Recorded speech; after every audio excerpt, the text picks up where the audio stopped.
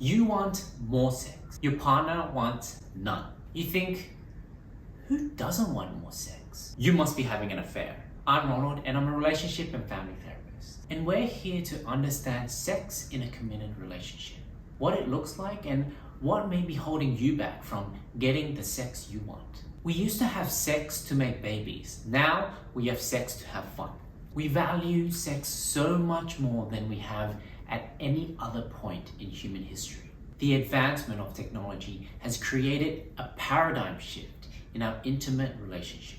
With the introduction of contraception, we now have the luxury of sexual freedom and expression that we have never had before, which has then allowed sex to become embedded in our relationship values and our conditions. We must find the one who we can have passionate sex with and can fulfill all of our other needs. But the reality is, two people rarely have the same physical needs. The problem is negotiating the difference in desire. Desire is the wanting, and wanting is a relational state. It's the attraction between. Where it becomes a point of tension is where partners misconstrue desire as a trait rather than a state. They attribute it to their partner becoming less desirable because they've gotten too comfortable, or they haven't taken care of themselves, or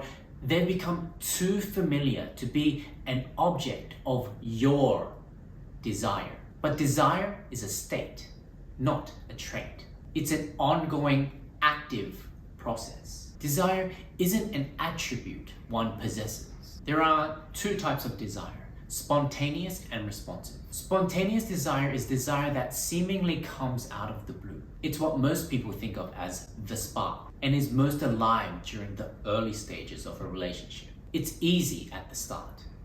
You don't have to switch it on, it switches you on. Later on, it's not quite the same. Most people will make a shift to responsive desire, which is desire in response to pleasure. In other words, it takes time to get there. It's kind of like when you're invited to a party. Then you start to think about all the reasons why you shouldn't go.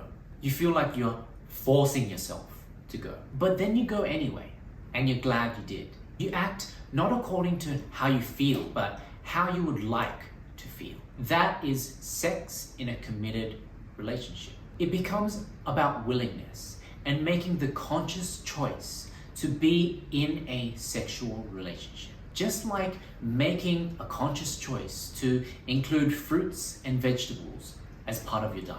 Pleasure first, desire follows. Note, this is not about non-consensual sex. It's not about forcing someone to do something that they don't want to do.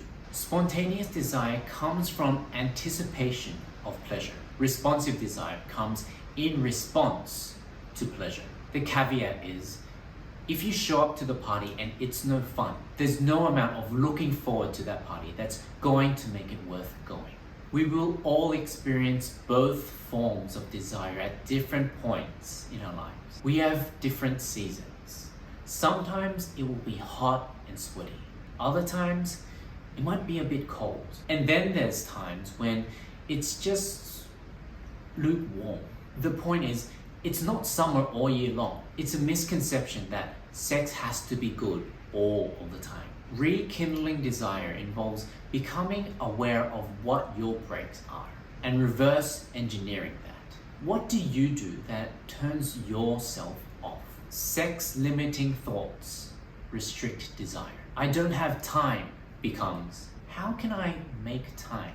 I must reach orgasm becomes, how can I find pleasure in the moment? Stress is a barrier to desire. Stress and play don't mix. So figuring out how to reduce stress in order to make space for pleasure. Familiarity is another challenge. Your partner can be many things in your relationship. New is not one of them. Couples become family and fall into desexualized roles. Family is not sexy. Novelty is introduced as a way to combat familiarity. And whilst it works for some, for others it may leave them chasing their tails. A continuous quest for novelty. but you can find novelty in nuance, which is the goal of tantric sex. When you become engrossed in a hobby or an interest, it's the finer, nuanced details that spark joy.